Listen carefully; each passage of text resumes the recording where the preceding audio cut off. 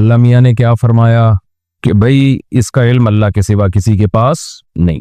जब अल्लाह ताला चाहेगा वाक़े कर देगा, लेकिन अल्लाह के इल्म में है, ये कब उसका टाइम मुतय्यन है। फिर अल्लाह ने क्या फरमाया, इन्नहा लवा नज़ाअतन लिश्शवा। जब ये वाक़े होगी तो जो लोग अल्लाह की नाफरमानी कर रहे हैं, जो अल्लाह की आयत पर ईमान नहीं लेकर आते, उनको थोड़ा अजाब नहीं होगा। वो जहन्नम की आग भड़कता हुआ अंगारा है, भड़कती हुई आग है। नज़ाअतन लिश्शवा, जो खाल को उधेड़ के रख देगा। तदउ मन अदबरा वतवल्ला, ये जहन्नम किसको अपनी तरफ खींचेगी? हर उस शख्स को अपनी तरफ खींचेगी जिसने हमारे अहकाम से मुंह मोड़ा। अदबरा का माना पुश दिखाई हमें। आप जब किसी की तरफ मुतवज्जे होते हैं तो उसकी तरफ चेहरा करते हैं, जब मुंह मोड़ते हैं, इग्नोर करते हैं तो पुश फेर लेते हैं आप। तदउ यानी पुकारेगी ये जहन्नम, बुलाएगी। बिल्कुल ऐसे है जैसे मैग्नेट की खासियत होती है लोहे को अपनी तरफ खींचना। प्लास्टिक रख दें, चिपकाने की भी कोशिश करें तो नहीं चिपकता। तो बिल्कुल यही कुरान का अंदाज है कि जहन्नम जो है ना, खींचेगी किन लोगों को अपनी तरफ, जिनके अंदर ये बुराइयां होंगी। पहली बुराई मन अदबरा वतवल्ला, जो अल्लाह के हकाम सुन के पुश दिखाएगा, पीठ दिखाएगा। वतवल्ला, और मुंह मोड़ेगा, एराज करेगा। आज जितने भी नाफरमान लोग हैं ना, ये सिर्फ नाफरमान नहीं है, ये इसकी कोशिश भी नहीं करते कि हमें किसी तरह तौबा की तौफीक मिल जाए। ये उस पर मुतमईन है। आज मैंने किसी के कमेंट्स पढ़े, उसमें लिखा हुआ था कि भाई पाकिस्तानी लोग जो है ना, बस उनको जिंदगी भर जो है वो कमाने की फिक्र होती है, फिर 40 साल तक जो है फिर वो बच्चे होते हैं उनके, फिर उनकी बच्चों की फिक्र होती है, फिर 60-70 साल के बाद आखिरत की फिक्र में लग जाते हैं। इसी में इनकी जिंदगी बर्बाद हो रही है। यानी उसने आखिरत की फिक्र को कितना हल्का लेके बयान किया है कि पाकिस्तानी कौम जो है, शुरू में पढ़ाई की फिक्रों में टाइम गुजरता है इनका, फिर शादी ब्याह की फिक्रों में गुजरता है, फिर बच्चों की शादियों की फिक्रों में गुजरता है, फिर उसके बाद ये उसने लिखा था कि यानी सेहत की तो फिक्र होती नहीं है, बस ये चंद मखसूस फिक्रें हैं। तो लिहाजा उम्र जो है ना इनकी बड़ी छोटी हो गई है, 60-70 साल में मर जाते हैं। गोरा 80-80, 90-90, 100-100 साल जी रहा है, तो रिटायरमेंट की उम्रें बढ़ा दी उन लोगों ने। सेहत का तो है ही नहीं। तो भाई तो सिर्फ इतना कह दे कि सेहत की तो फिक्र ही नहीं करते, पहले पढ़ाई की फिक्र में लगते हैं, कमाने की फिक्र में लगते हैं, बच्चे पैदा करने की फिक्र में लगते हैं, और फिर जो है वो रिटायरमेंट के बाद घर में पड़े पड़े कोई काम नहीं होता। ये कह दो आप, ये आखिर में ये तड़का लगाने की क्या जरूरत है कि भाई फिर 40-50 साल के बाद आखिरत की फिक्र में लग जाते हैं। अल्लाह अल्लाह, कोई हज कर रहा होता है ना लोग रिटायरमेंट के बाद, चलो यार अब हज करके आ जाओ, चलो थोड़ा सा तबलीग वालों के साथ बैठ जाओ। तो मैंने कहा इसने ये जुमला कहा, इसकी नजर में ये जुमला बहुत हल्का है। आपको पता है अल्लाह की नजर में ये जुमला बहुत भारी है, बहुत भारी जुमला है। क्या कह दिया तूने? एक मजाक में तूने इसको कह दिया कि आखिरत की फिक्र में लग जाते हैं। ये सब वो लोग हैं जिन बेचारों को अपनी पैदाइश का मकसद ही उनके पेशे नजर नहीं है। वो समझ रहे हैं बेवकूफ लोग हैं। नहीं, अल्लाह ऐसे लोगों को अहमक तरीन लोग करार देता है। अल्लाह पता है ऐसे लोगों को क्या कहता है, अम हसीबतुम अन्नमा खलकनाकुम अबसा। अच्छा, ये जिसने ये कमेंट्स किए उसकी नजर में कारामद इंसान कौन होना चाहिए? अब यानी वो क्या चाह रहा है कि कैसा होना चाहिए? यानी वो ऐसा होना चाहिए कि शुरू में आप पढ़ाई की फिक्र में ना लगे, क्या करें भाई, फिर उसके बाद आप शादी की फिक्र में ना लगे, फिर बच्चे पैदा करने की फिक्र में ना लगे, फिर बच्चों की फिक्र में ना लगे, और आखिर में आखिरत की फिक्र में भी ना लगे। तो क्या करे भाई फिर वो? ये लोग ना, ये वो गुलाम लोग हैं जो गैर मुस्लिमों से इतने इंस्पायर हो गए हैं, मुतासिर हो गए हैं, इतने पागल हो गए हैं कि कहते हैं ना, कौवा चला हंस की चाल और अपनी भी भूल गया। यानी गोरे से भी 4 हाथ आगे निकलने की कोशिश कर रहे हैं। ऐसी टेंशन लेस जिंदगी दुनिया में किसी की भी नहीं है कि फिक्रों से मुकम्मल ही आजाद हो जाएं। तभी एक बात अक्सर कही जाती ना, वो कैसर राजा साहब ने बड़ी खानदानी बात की थी ना, कि मेरे बारे में कहा कि आपने देसी मुल्हिदों को बहुत ज्यादा वैल्यू दे दी है। वो कैसर राजा साहब की फील्ड है ना ये, इल्हाद पे काम करना। तो ये बात वाकई मैंने मुशाहिदा किया है कि ये जो देसी मुल्हिद है ना, ये गोरों के एथियस्ट से 2 हाथ आगे होते हैं। गोरा जब बात करता है ना, गोरे में जो एथियस्ट हैं वो मे बी करके बात करते हैं कि भाई हो सकता है खुदा हो सकता है ना हो। वो इतना इससे आगे नहीं बढ़ते। उनमें जो एजुकेटेड लोग हैं खास तौर पर, वो मजाक नहीं उड़ाते इस्लामी हकाम का। आप उनसे बात करें वो भप्तियां नहीं कसते। ये जो हमारे देसी लोग हैं ना, ये वो हैं जैसे किसी गरीब के पास नया नया पैसा आ जाए तो अपनी औकात भूल जाता है। तो ये समझते हैं हम एक्चुअली जब हम खुदा का इनकार करेंगे ना, हम कहेंगे अल्लाह नहीं है, खुदा नहीं है, मजहब गलत है, तो दुनिया हमें एजुकेटेड और पढ़ा लिखा समझेगी। लोग ये समझेंगे ये दकियानूस नहीं है कि मजहब को फॉलो करने की वो कर रहे हैं। हम बिल्कुल ब्रॉड माइंडेड लोग हैं, हमारा कोई मजहब नहीं है। ये जैसे ही जैसे कोई कहता है ना हमारा कोई फिरका नहीं है, ये मुसलमानों के सेकुलर हैं जो कहते हैं हमारा कोई फिरका नहीं है। ये नारा बड़ा अट्रैक्टिव है, हमारा कोई मजहब नहीं है, हमारा कोई फिरका नहीं है। वो शो करते हैं हम न्यूट्रल लोग हैं, और आपको पता है इंसानी नेचर है कि वो हमेशा न्यूट्रल लोगों की बात को वैल्यू देता है। मिसाल के तौर पर मेरा झगड़ा चल रहा है इनके साथ, फड्डा मेरा इनके साथ हो रहा है, मैं दावा कर रहा हूँ इसने पैसे चुराए, ये कह रहा है नहीं चुराए, तो अब मेरे चचा से थोड़ी फैसला करवाएंगे, क्योंकि वो तो न्यूट्रल थोड़ी है भाई, वो तो मुझे सपोर्ट करेंगे। इनके मामू इनको एक ऐसा बंदा हम लेकर आएंगे जो ना इसका ना इधर का। तो यहाँ यही फॉर्मूला फिट करते हैं, देखो मेरा तो कोई फिरका नहीं है, मैं तो न्यूट्रल हूँ। लोग कहते हैं बंदा न्यूट्रल है, यार ये बात करेगा तो कुरान हदीस की करेगा, इस पे ना देवबंदियत की छाप है, ना हनफियत की छाप है, ना शाफियत की छाप है, ना अहले हदीस है। ये बंदा क्या है? न्यूट्रल। ये नफ्सियात से खेलने वाली बातें। मैं बताता हूँ ये मंजरों में गड़बड़ क्या हो रही है। इसी तरह जो एथियस्ट लोग हैं ना, जो देसी एथियस्ट हैं, जो यहाँ से गए और वहां जाके बहक गए, क्योंकि इन्होंने कभी इस तरह चड़ियां पहनी हुई औरतें देखी नहीं थी। इतनी बड़ी तादाद में शराब कबाब, जब वहां गए ना तो पागल हो गए, बे ये क्या है यार, ये लाइफ ये है एंजॉयमेंट असल। तो शराब कबाब और वो ऊट पटांग, इतना जितना गोरा भी नहीं होगा उसमें, तो बिल्कुल ही। फिर उनको ये मौलवी लोग और ये मजहब वजहब और ये मदरसे वदरसे सब क्या लगते हैं। तभी ये आपको पता है गोरों में होमोसेक्सुअलिटी के खिलाफ बहुत सारे मुल्हिद भी हैं, लेकिन देसी मुल्हिद कोई आपको होमोसेक्सुअलिटी के खिलाफ नहीं मिलेगा। वो सारे कहते हैं सबको इस गंद में डाल दो, वो इसमें लगे हुए आगे हैं। इल्ला जो मेरी मालूमात में है, ऐसा दावा मैं नहीं करता, ये जाहिर है पूरी दुनिया तो हमने नहीं देखी है, लेकिन जो हमें नजर आ रहा है कि ये देसी लोग जो है ना, देसी जो एथियस्ट होते हैं, ये उनसे भी 4 हाथ आगे हैं। तो ये दावा जो लोग करते हैं ना, न्यूट्रल है, एक्चुअली हमारा कोई मजहब नहीं है, तो अब लोग कहते हैं यार इनकी बात का एतबार किया जाएगा। इसी तरह जो कहते हैं मेरा कोई फिरका नहीं है, लोग कहते हैं ये क्या बात करेगा। तो याद रखो जितने फिरके बने हैं ना, वो इसी बेस पे बने हैं कि हमारा कोई फिरका नहीं है। न्यूट्रल होके ही तहकीक किए तो एक राय कायम हो गई, फिर जब उसमें बहुत सारे लोग आ गए तो एक मसलक बन गया। मिसाल के तौर पर इमाम अबू हनीफा ने सबसे पहले तहकीक, जो मुरत्तब तहकीक जिसे कहते हैं, तो कोई फिरका था उनका इमाम हनीफा का? बोलो कि भाई वो फिक़ह हनफी को फॉलो कर रहे थे क्या? वो उन्होंने बिल्कुल कैसे किया है? न्यूट्रल होके। इदा सह्हल हदीस फहुवा मज़हबी, मशहूर कौल इमाम हनीफा का, भाई जो भी सही हदीस है वो मेरा क्या है? मज़हब है। तो उन्होंने उसूल वज़ा किए, उनके शागिर्दों ने फिर उस पर किताबें लिखी हैं। तो बिल्कुल न्यूट्रल होके एक तहकीक करके एक फिक़ा को मुरत्तब किया। इमाम शाफी ने भी बिल्कुल न्यूट्रल होके, उसमें ये नहीं कि किसी की राय फला क्या कहते, भाई हम उनकी यही राय थी, लेकिन वो लोग इसके अहल थे, उनके पास कुरान और सुन्नत का इल्म बहुत मजबूत इल्म था। उम्मत ने गवाही दी कि ये इसके अहल हैं कि न्यूट्रल होके जब ये तहकीक करें तो उस तहकीक को फॉलो किया जाए, क्योंकि ये न्यूट्रल है। इमाम मालिक भी न्यूट्रल थे, इमाम अहमद बिन हंबल भी क्या थे? न्यूट्रल। इसमें ऐसा नहीं है कि फलां क्या कह रहा है। इमाम अबू हनीफा का मशहूर कौल है ना कि मैं सबसे पहले मसला कहाँ देखता हूँ? कुरान में, मैं उसके बाद देखता हूँ हदीस रसूल में, फिर असहाब रसूल में। असहाब रसूल के बाद भी आप किसी की राय को लेते हो, कहते हैं हुम रिजाल व नहनु रिजाल। असहाब रसूल के बाद अगर किसी ने कोई राय कायम की है तो भाई वो अगर साहिब राय हैं तो हम भी क्या हैं, फिर हम पर नहीं पाबंद कि हम उनको फॉलो करें। तो ये न्यूट्रल होके ही तो कर रहे हैं ना। अब आजकल के जो फिरके आ रहे हैं ना, वो कहते हैं न्यूट्रल होके कर रहे हैं। हम कहते हैं देखो ये भी न्यूट्रल होके इन्होंने तहकीक की और अबू हनीफा ने भी न्यूट्रल होके तहकीक की। तो अब आप मुझे एक बात बताओ, जो ताबीईन के दौर में न्यूट्रल होके तहकीक कर रहे थे, उनकी तहकीक में दुरुस्तगी का इम्कान ज्यादा है, ये जो आजकल के आए हुए हैं इनकी तहकीक में दुरुस्तगी का इम्कान ज्यादा है।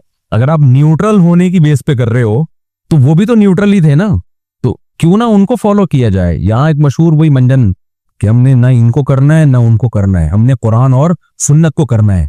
तो अब ये भी कुरान और सुन्नत का दावा कर रहा है, अबू हनीफा भी कुरान और सुन्नत का दावा कर रहे हैं। तो वही बातें वो जो ये कर रहे हैं वही भी करके गए हैं। भाई एक चीज रह जाएगी, भाई हमें इनकी दलील तो हमारे सामने पहुंची है, हमें तो इनकी दलील पहुंची है। ये दलील देखो, ये तो रेफरेंस के साथ है। अबू हनीफा ने जो बातें की हैं वो तो रेफरेंसेस के साथ नहीं है, वो इसलिए आपको नहीं मिली कि आपने उसको प्रॉपर वे में पढ़ा नहीं है। तो जो जहालत का इतराफ कर रहे हो आप, कॉमन सेंस क्या कहती है? 15वीं सदी के बंदा उसको जो है कुरान और सुन्नत का पता है, और जो फ़िक़्ह मुरत्तब करके चले गए, जिस पे पूरी पूरी इस्लामी हुकूमतें चली हैं, सदियों चली हैं, खिलाफतें चली हैं, लाखों करोड़ों उलमा सोलहा पैदा हुए, उसको फॉलो करते रहे, उनके पास कुरान और सुन्नत नहीं होगा? तो ये मंजन की मुख्तलिफ क्या है भाई इसमें? तो हाँ, अब सबने न्यूट्रल होकर ही तहकीक की है। इमाम शाफी ने भी उस न्यूट्रल होकर तहकीक में बहुत से मसाइल में इत्तिफाक हो गया और कुछ मसाइल में क्या हो गया, इख्तलाफ। हम कहते हैं ये बड़े बड़े उलमा ने जब तहकीक की और फिर भी इख्तलाफ बाकी जिन मसाइल में रह गया, अब वो हल नहीं हो सकता। वजह उसकी है कि कुछ ना कुछ दोनों तरफ दलाइल हैं। जब दोनों तरफ दलाइल हैं तो इट मीन्स के ये हल होने वाला मसला नहीं है। कोई बात नहीं, नहीं हल हो रहा, किसी एक को फॉलो कर लो, दूसरे को बुरा भला मत कहो। ये लोग जिस ट्रैक पे लेके चल रहे हैं ना, ये मेरा मौजू नहीं है, बस मैं इसको समेट रहा हूँ, आ रहा हूँ दूसरी तरफ। ये जिस ट्रैक पे लेके चल रहे हैं ना, ये न्यूट्रल गिरी क़यामत तक चलती रहेगी। मिसाल के तौर पर इन्होंने क्या कहा कि हम तो न्यूट्रल है, ना हम हनफी हैं, ना हम शाफी हैं, हम ना अहले हदीस हैं, हम तो न्यूट्रल हैं। लोगों ने कहा यार, जैसे मेरा कहीं भी बयान जाता है ना, तो फौरन एक कमेंट आया होता है, भाई ये तो हनफी है, इसने क्या करना है, फ़िक़्ह हनफी को सपोर्ट करना है। हालांकि ऐसा नहीं है। हम जब न्यूट्रल होके कोई मसले की तहकीक सामने रखते हैं ना दलाइल की दुनिया में, तो उसमें हनफियत को साइड पे रख देते हैं। क्योंकि मुझे पता है मेरे बहुत से लिसनर ऐसे हैं जो फ़िक़्ह हनफी को फॉलो नहीं करते, उनको थोड़ी मैं दलील में हनफियत पेश करूंगा। लेकिन इन्होंने छाप बना ली है। अब मैं दलाइल कुरान और सुन्नत से दे रहा होता हूँ, हदीस रसूल से दे रहा होता हूँ, इजमाए सहाबा से दे रहा होता हूँ, तो वो फौरन कि ये क्या कर रहे हैं, हनफी है। हालांकि वो मसला इमाम शाफी का भी होता है, वो इमाम अहमद बिन हंबल का भी होता है, वो इमाम बुखारी का भी होता है, वो इमाम मालिक का भी होता है, सब सारी दुनिया का वही होता है। तो ये प्रोपेगेंडे की दुनिया है।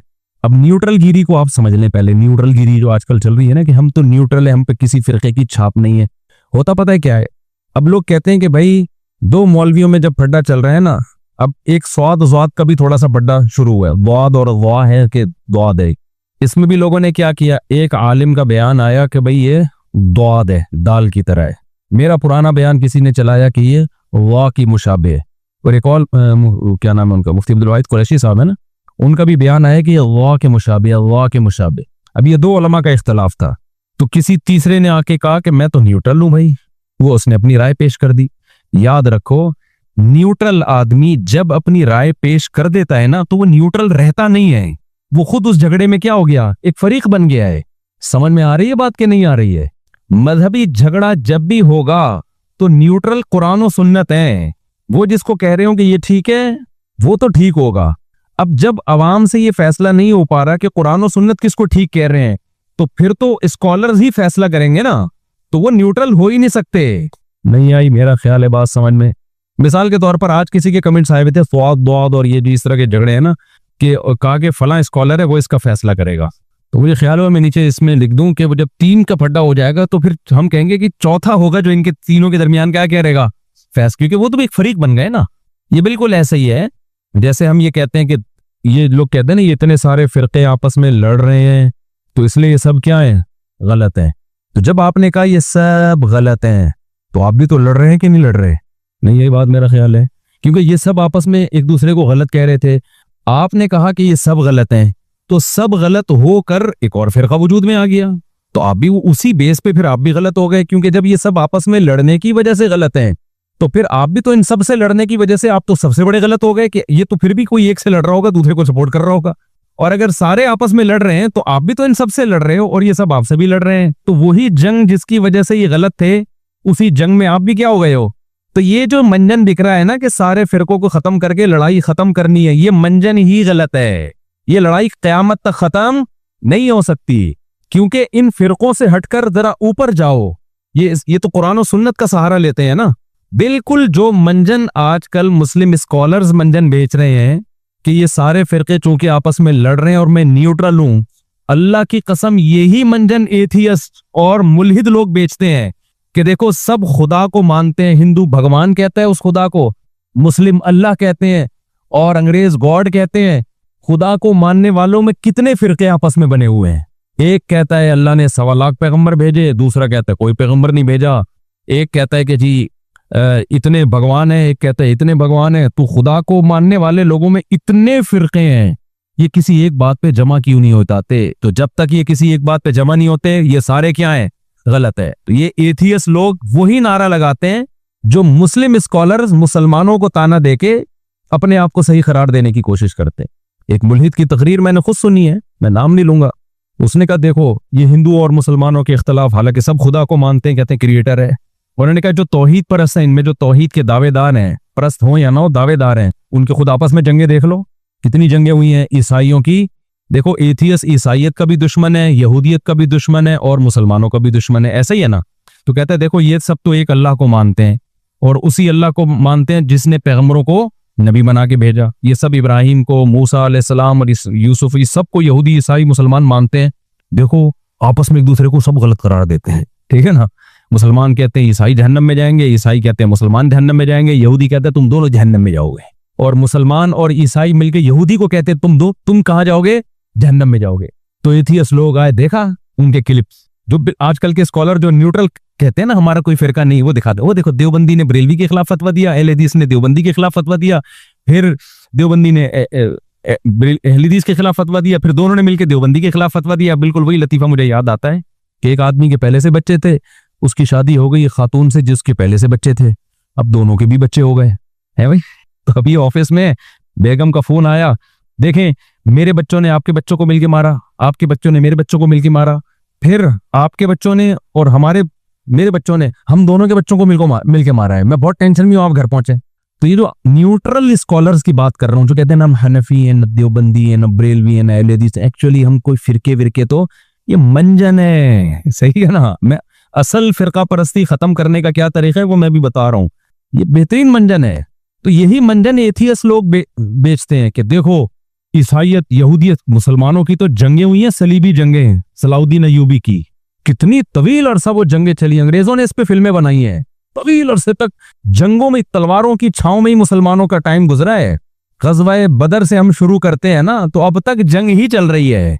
तो एथियस बोलता है ये देखो ये सब एक खुदा को मानते हैं, यहूदी भी अल्लाह को मानता है, मुसलमान भी किसको मानते हैं, अल्लाह को मानते हैं, लेकिन आपस में तो ये हो नहीं सकते।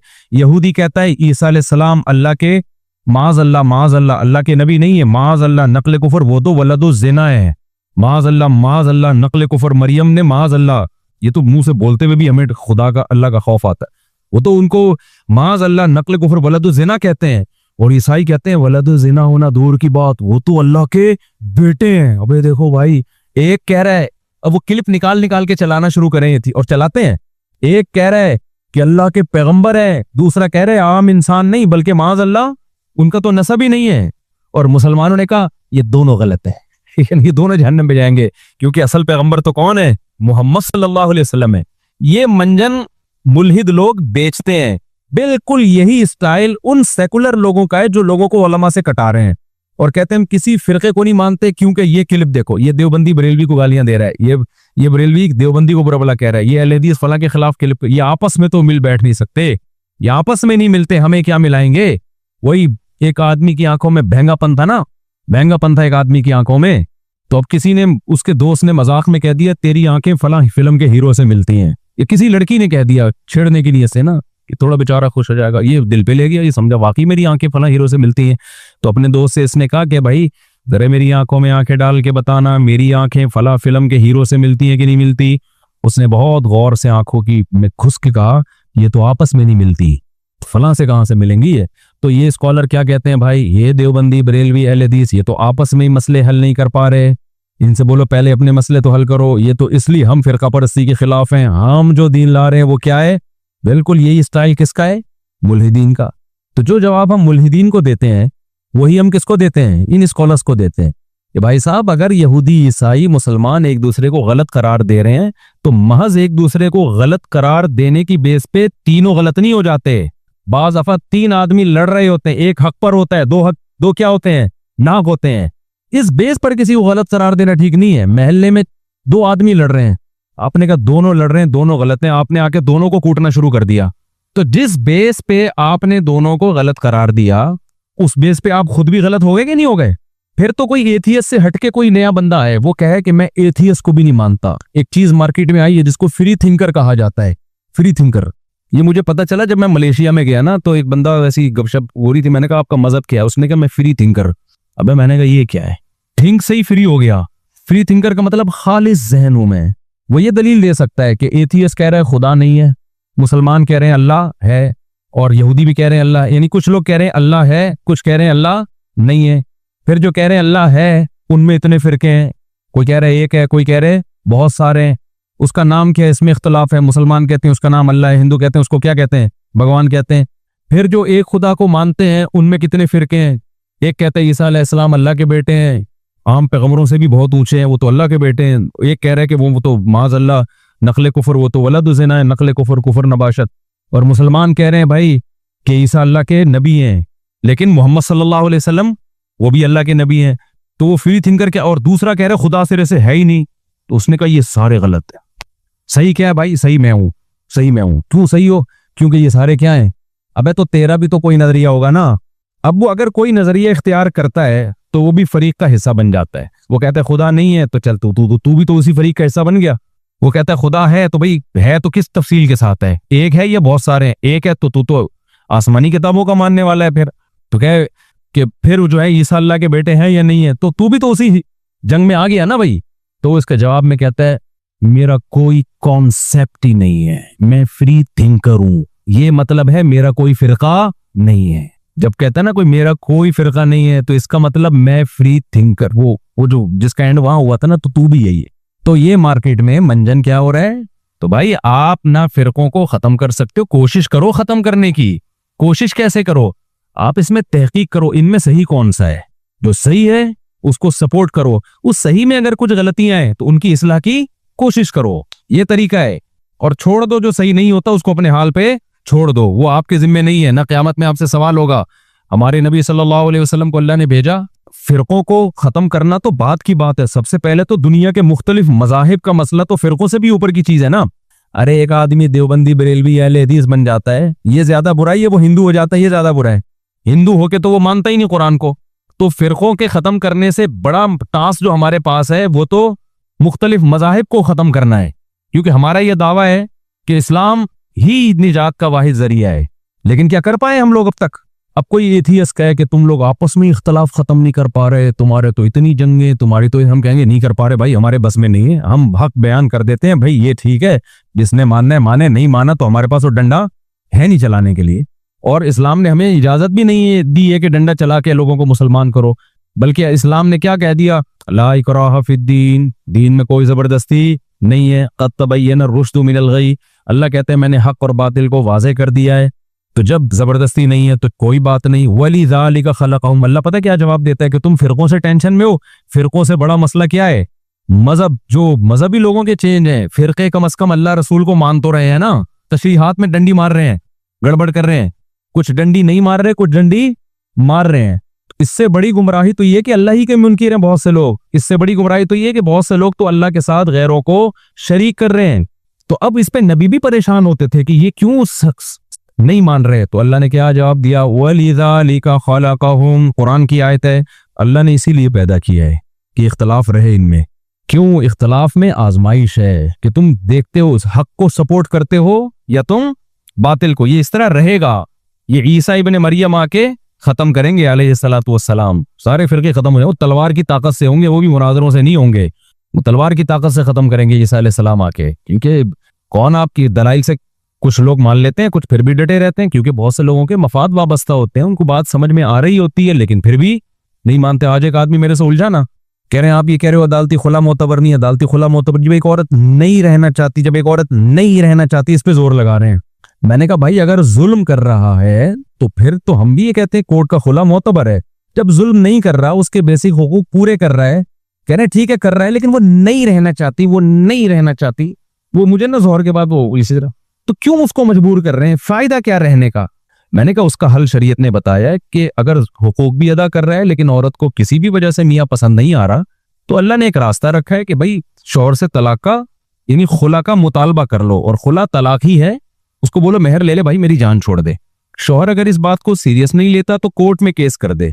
कोर्ट में ये केस नहीं करे जज मैं आपकी बीवी हूं लिहाजा आप मुझे तलाक दे दो। कोर्ट में कहे कि मैं बीवी जिसकी हूं देगा वही, आप सिर्फ अपनी बीवी को देंगे, हाँ मैं जिसकी बीवी हूं ना मुझे वही देगा, लेकिन वो मेरी बात को सीरियस नहीं ले रहा। कोर्ट का मतलब ये होता है कि शौहर सीरियस ले, आप उसको नोटिस भेज के बुलाएं तो शौहर फिर सीरियस लेगा। और शौहर को ये भी इत्मीनान हो जाएगा कि भाई जब अदालत इन्वॉल्व होती है तो मेरा मेहर मुझे लाजमी मिलेगा, वरना ऐसा ना मैंने इधर तलाक दी और मेहर भी लेके बीवी शॉर्ट हो जाए। तो जितने भी फिर खुला के बाद के जो मसाइल हैं, इद्दत का खर्चा, उसमें कोर्ट इन्वॉल्व होगी। तो कोर्ट इन्वॉल्व होती है तो भागने का रास्ता नहीं रहता, ना शौहर के लिए ना बीवी के लिए। तो मैंने कहा ये रास्ता, अगर वो दे देता है तो ठीक है, नहीं दे देता तो फिर क्या करे, सब्र करे वो, क्योंकि तलाक का हक, निकाह खत्म करने का हक तो मर्द के पास है। फिर वही नहीं, जब वो नहीं रहना चाहती है, यही स्टाइल था उनका, नहीं मुफ्ती साहब आप आज ही की बात है, जोहर के बाद, तो वो नहीं रहना चाहती है। मैंने कहा मेरे भाई छोड़ दे इस्लाम को। फिर मैंने कहा मैं, आप अकल से साबित करने मेरे पर थोप रहे हो एक मसला। ये पता है क्या एक लॉजिक पेश करते हैं, एक औरत नहीं रहना चाहती तो क्यों इस्लाम उसको मजबूर कर रहा है रहने पर। इस्लाम कह रहे हैं ये ऑप्शन आपके पास नहीं है, कि जब वो बेसिक हुकूक अदा कर रहे हैं तो भागने का ऑप्शन आपके पास नहीं है, आपके पास नहीं है ये राइट।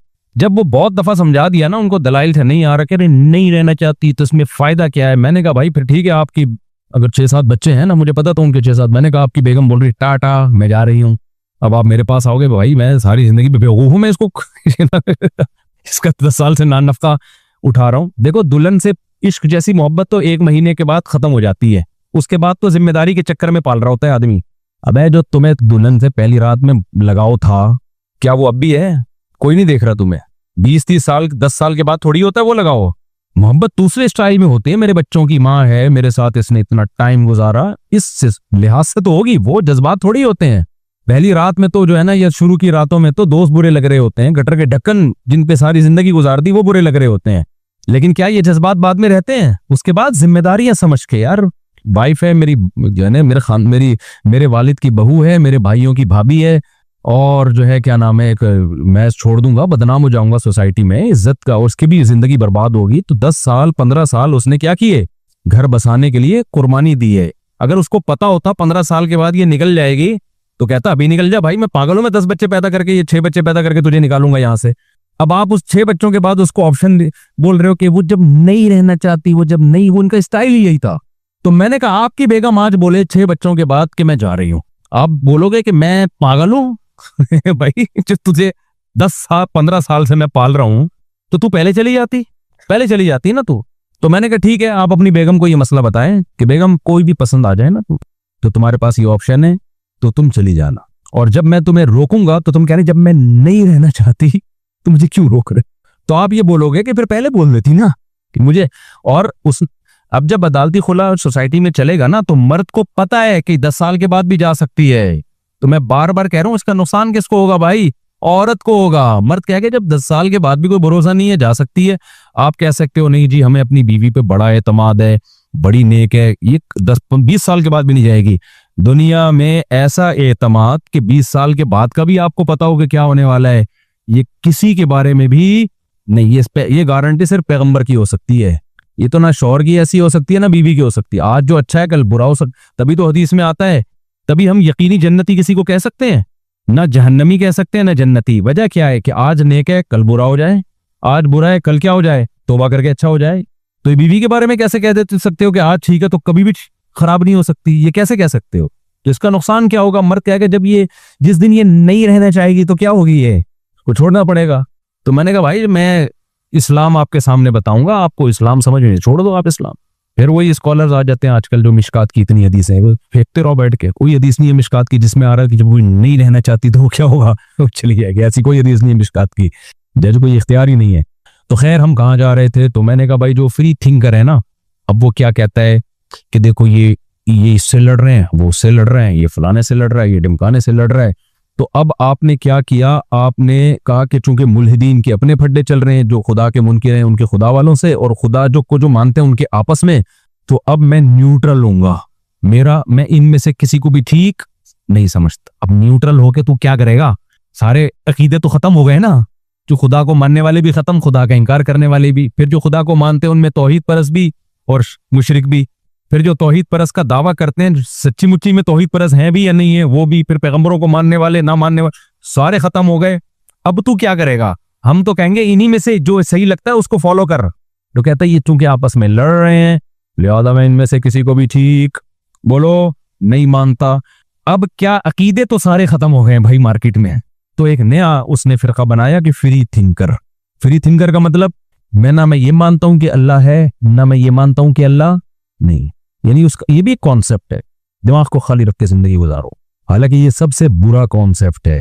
ये यूं समझो कि बारिश से भागा और परनाले के नीचे आके खड़ा हो गया। आपको एक बंदा आके कह रहे है तुम्हारा बाप है, कुछ आप जंगल में कहीं गुम हो गए थे, अब कोई साहब आके कह रहे हैं आपके वालिद साहब हैं, यही आपकी वालदा हैं, तो आप क्या कर रहे हो? अब तहकीक नहीं कर रहे कि वालदा है या नहीं है, या तो आप तहकीक करके साबित कर दो भाई ये मेरी माँ नहीं है, ये क्या है मेरी माँ नहीं है, कोई ना कोई दलील के ताने बाने आप मिला दो, मुनाजरे शुरू हो जाएंगे, आपके डीएनए की रिपोर्टें आना शुरू हो जाएंगी, लेकिन आपका एक कॉन्सेप्ट होगा, तो कुछ लोग आपका साथ बोलो दे देंगे, कुछ जो आपके दलाइल से मुत्तफिक होंगे।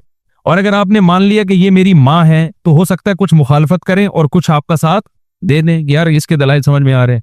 लेकिन अगर आपने ये कह दिया ना भाड़ में जाए मेरी माँ है या नहीं, मैंने क्या करना है, इस पे कोई भी अक्लमंद आपको नहीं छोड़ेगा, बोलेगा भाई तू माँ यार ये कैसे हो सकता है कि या तो तू इसको माँ मान या माँ नहीं मान, नहीं मानता है तो अजनबी है, मानता है तो भाई तो फिर तो इससे आम औरतों से ज्यादा इससे अच्छे सलूक से बात करना पड़ेगा, बात करनी पड़ेगी तुझे, इसके हुकूक अदा करने पड़ेंगे, इसके कदमों में बैठना पड़ेगा, इसको रिस्पेक्ट देनी पड़ेगी।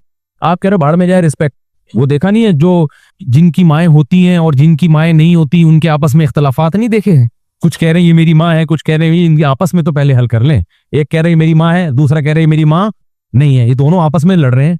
तो मुल्हिद यही कहता है कि वो कहते हैं कि अल्लाह है, वो कहते हैं भगवान है, वो कहते हैं फलाना, ये आपस में तो लड़ लें। ये सब अट्रैक्शन के मंजन है।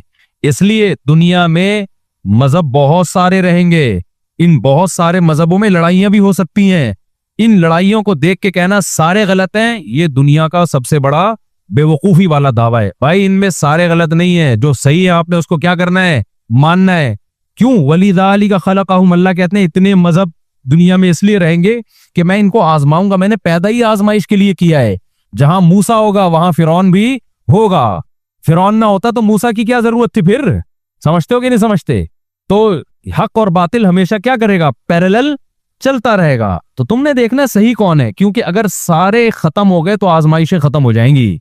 कमाल यही है कि तुम इतने सारे मजहबों में तुम हक को पकड़ के डटे रहे और उसको पर कायम रहने में तुमने किसी की मुखालफत की परवाह नहीं की, हर लिहाज से फिर उस हक का साथ दिया। तभी अल्लाह कहते हैं ये इख्तलाफ मैं क़यामत के दिन हल करूंगा।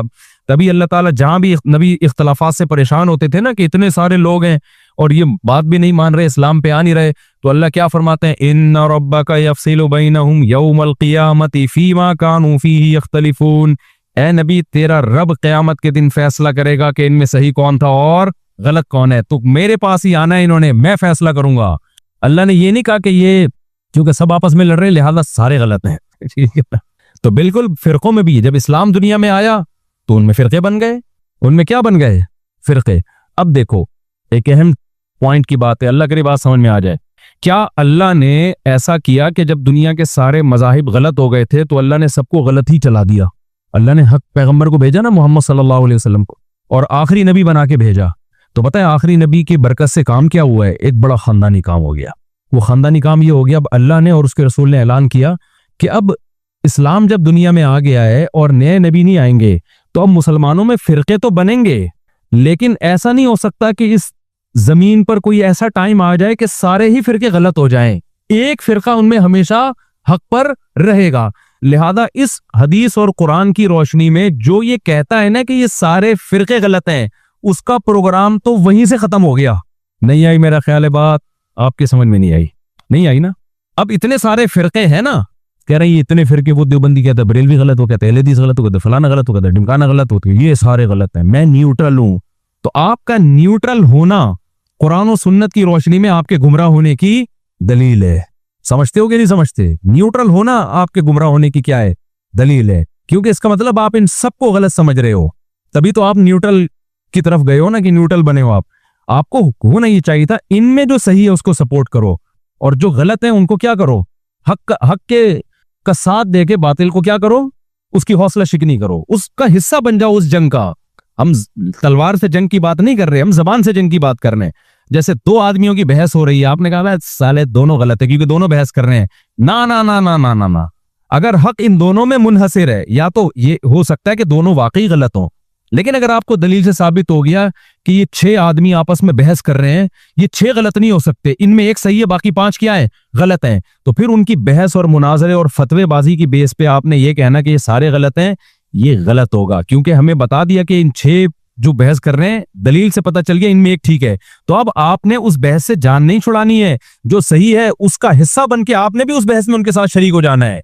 भाईजान जिस जिसकी समझ में आ रही है जरा हाथ खड़ा करें। मुझे लग रहा है ये टेक्निकल बातें हो रही हैं जो ऊपर से गुजर रही हैं, सबकी समझ में आ रहा है अल्हम्दुलिल्लाह। बाज़ दफा आसान बात होती है, मैं वैसे ही सवाल खड़ा कर देता हूँ। तो अब मैं आपको बताता हूँ, बात इधर चली गई है तो इसको कंप्लीट करें मेरे भाई। और एक बात आपको बताऊं यार, तुम अभी छोड़ो, फिर मैं वही अल्फाज इस्तेमाल करूंगा ना। देखो इल्म उलमाए देवबंद के पास है, आपको सही बात बताऊं मैं, इल्म उलमाए देवबंद के पास है। इल्म में एक होती है क्वांटिटी, एक होती है उमुक। मैं न्यूट्रल होके ये बात कर रहा हूं। आप कह सकते हो कि आप तो देवबंदियत की छाप आप पे लगी हुई है, लेकिन मैंने क्या बताया कि जब आप फरीक़े मुखालिफ से खिताब करते हैं ना तो फिर न्यूट्रल होना पड़ता है। जैसे मैं अगर ईसाइयत से बात करूंगा तो मैं कुरान के दलाइल थोड़ी दूंगा उनको, क्योंकि हम तो इस्लाम को मानते ही नहीं, तो मैं कुरान से हटके पहले कुरान के बरहक होने की दलील दूंगा, वहां मुझे न्यूट्रल होना पड़ेगा। तो मेरे अकायद वही हैं जो उलमा देवबंद की अकायद हैं, क्यों है वो मैं भी बताता हूं। लेकिन जब मैं अहले हदीस से बहस करूंगा, जब मैं किसी बरेलवी मकतबा फिक्र से बहस करूंगा, तो फिर मैं थोड़ी देवबंदियत का हवाला दूंगा कि हजरत मौलाना थानवी ने ये लिखा तो फिर मैं उससे ऊपर जाऊंगा। मैं किसकी बात करूंगा? अपना बरहक होना, यहां तक कि उलमा देवबंद का बरहक होना भी मैं कुरान और सुन्नत से साबित करूंगा। और अगर साबित नहीं होगा तो मुझे छोड़नी पड़ेगी देवबंदियत।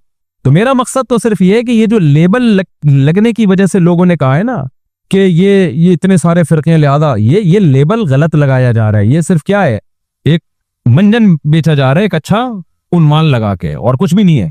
तो मैं अब देवबंदियत से निकल के बात कर रहा हूं, न्यूट्रल होके, कि हमने हर तरह की उलमा की किताबें पढ़ी हैं। इल्म में क्वांटिटी बहुत है, इल्म के अंदर जो उमुक और गहराई चाहिए ना, जो गिरफ्त चाहिए, वो हमने बर्रे सगीर में उलमाए देवबंद ही में देखी है। जब आप डेप्थ में जाते हो ना किसी चीज की, अल मुहन्नद अल मुफन्नद का वाकई मुझे कुछ नहीं पता था क्या है ये तो लोगों ने उछाला इसको। जब मैंने उसका मुताला किया, उसके दलाइल देखे, मैंने कहा यार ये तो खानदानी काम है, खुदा की कसम ये तो बड़े जबरदस्त अकायद हैं। ये तो वही अकायद है जो सदियों से चले आ रहे हैं और कुरान और सुन्नत से मुज़य्यन है।